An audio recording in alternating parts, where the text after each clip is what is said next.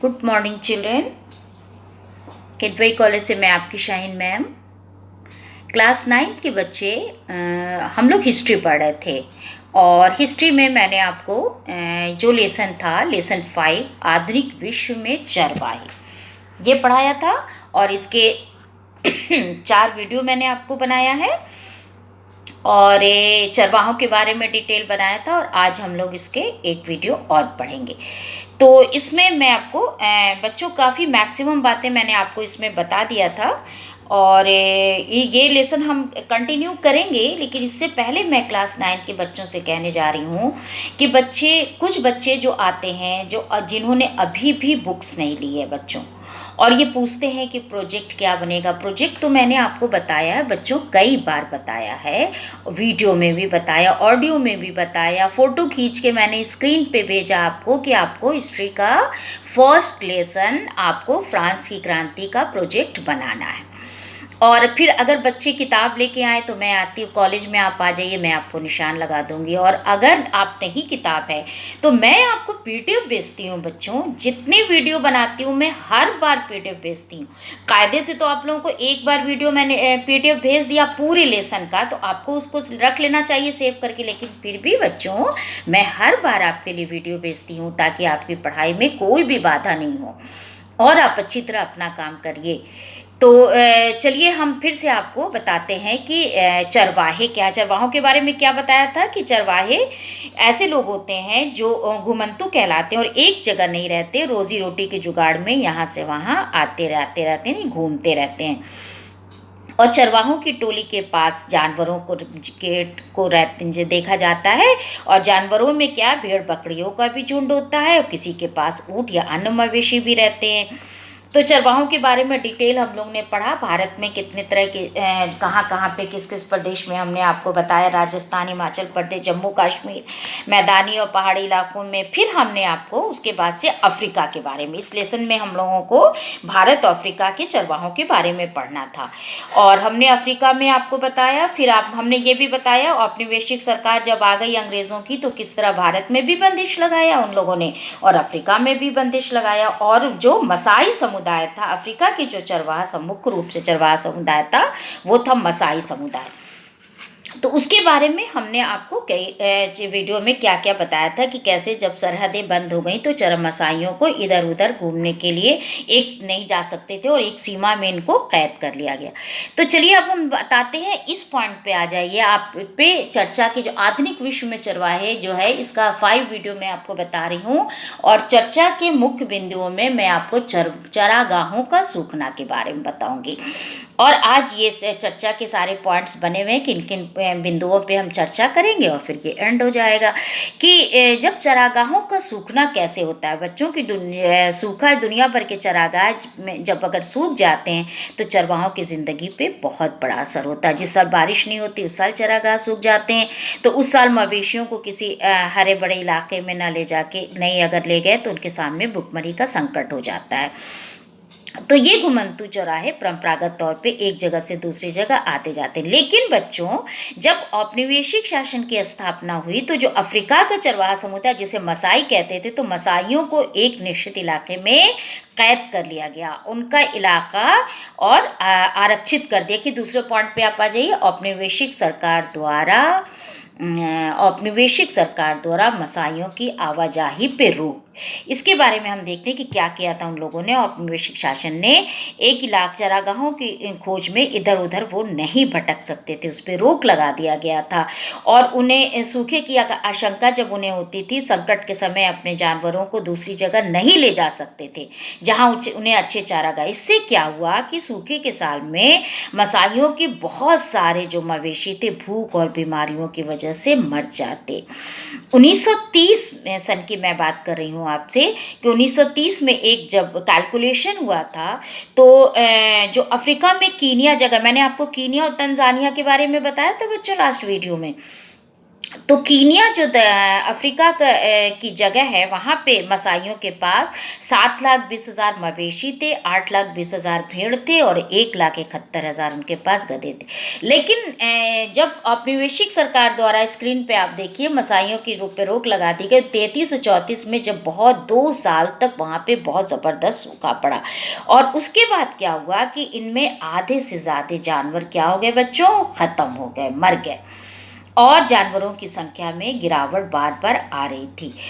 तो अब मसाई समुदाय जो था वो दो सामाजिक श्रेणियों में बंट गया था। तो औपनिवेशिक काल में जो है बनने के बाद मसाई समुदाय दो सामाजिक, स्क्रीन पे आप देखिए मसाई समाज दो सामाजिक श्रेणियों में आ गया था। एक को कहते थे वरिष्ठ जन यानी एल्डर्स, और दूसरे को कहते थे योद्धा यानी वॉरियर्स। तो इस तरह से जो लड़ाई करते हैं उनको योद्धा कहते हैं। तो जो वरिष्ठ जन थे वो शासन चलाते थे और समुदाय से की जो संबंधित बातें थी उस पर विचार विमर्श करते थे।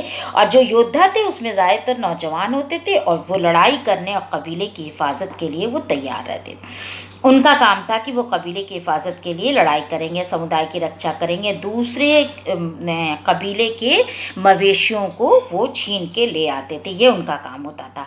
और अलग अलग चरवाहा समुदाय में इन्हीं हमलों से लड़ाई होती थी और युवाओं को योद्धा वर्ग का हिस्सा तभी माना जाता था जब वो दूसरी जगह से चरवाहों को छीन के ले आते थे। तो इस तरह से ये अपनी बहादुरी का प्रदर्शन करते थे। अब मसाइयों के मामले में अंग्रेज़ सरकार कई बार ऐसे फैसले लेती थी। मसाई उपसमूह में इसने क्या किया, अंग्रेज़ सरकार ने, देखिए आप, मसाई उपसमूह का एक मुखिया बना दिया। स्क्रीन पे देखिए अंग्रेज़ सरकार ने क्या किया, मसाई मुखिया औपनिवेशिक सरकार ने तो मुखिया बना दिया, जिससे वो क्या था कि जो एक उप मुखिया तय कर दिया था, तो उन्हीं लोगों को सारी जिम्मेदारी दे दी थी कि उनमें हमले और लड़ाई की पाबंदी पे भी रोक लगा दी गई थी। और जैसे जैसे समय गुजरता गया, मुखिया के जो लोग थे उनके पास तो थोड़ा पैसा रहता था तो वो सामान खरीद सकते थे, ज़मीन खरीद सकते थे, लेकिन जो और भी लोग थे वो उनकी हालत बहुत ज़्यादा ख़राब थी।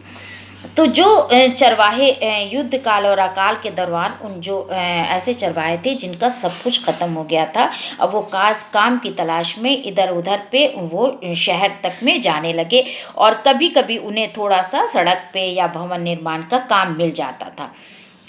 इस तरह से जो मसाई समाज था वो दो स्तर में उसमें बदलाव आया। एक वरिष्ठ जन और योद्धा के बीच जो थी वो ऐसा हुआ था कि एक वर्ग जो था वो परंपरागत रूप से उनमें काफ़ी फ़र्क आ गया था, बुरी तरह अस्त व्यस्त हो गया था। दूसरा अमीर गरीब की जो चरवाहों के बीच एक भेदभाव बहुत ज़्यादा फैल गया था कि कुछ अमीर थे और कुछ गरीब थे। ये भेदभाव मसाई समुदाय में बहुत ज़्यादा तेज़ी से फैल गया।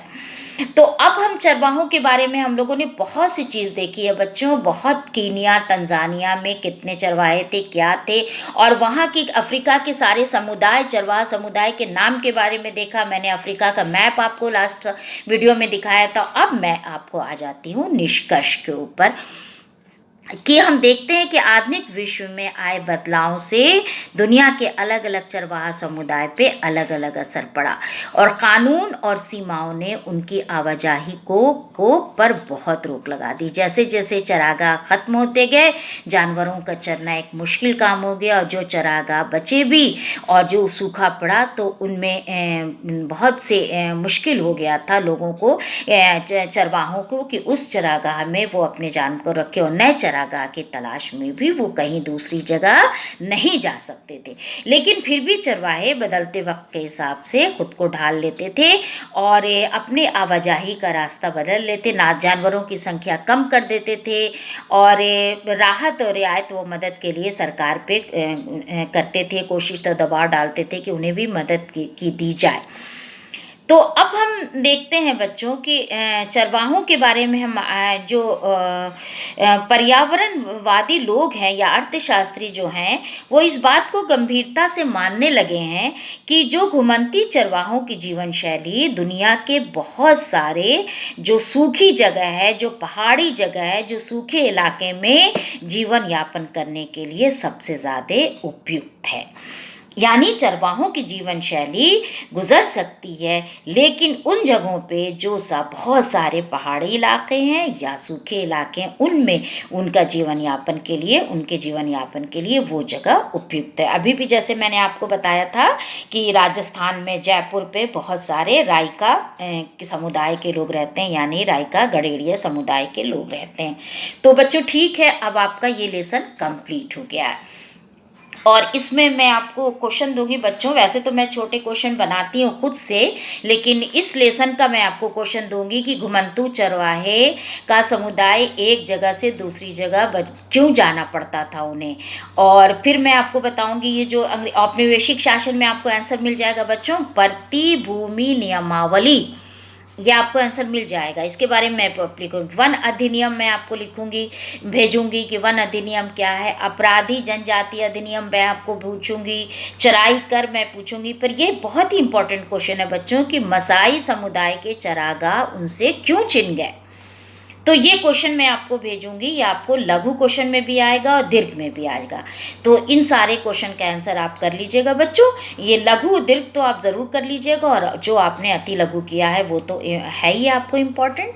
और आज मैं आपको लघु और दीर्घ क्वेश्चन दूंगी, इन सब क्वेश्चन को अपनी होमवर्क कॉपी में कर लीजिएगा। आपका ये लेसन कंप्लीट हो गया। Okay, thank you.